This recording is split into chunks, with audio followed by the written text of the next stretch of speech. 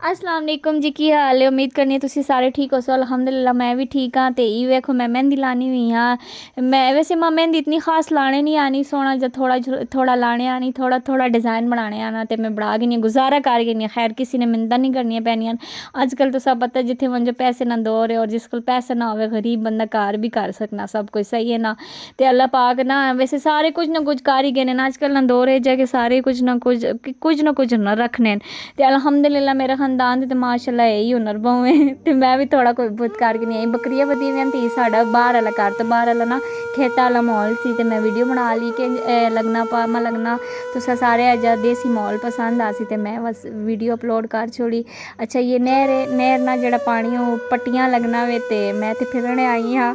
तो मैं क्या वीडियो बना लिया, हल चलता पाया साड़ी पट्टिया, तो वेखो कितना प्यारा मौसम है। तो वीडियो कैसी लगी मैं लाजमी दस्यो, कमेंट करियो, सब्सक्राइब करियो, शेयर करियो, मेरी वीडियो लाइक करो।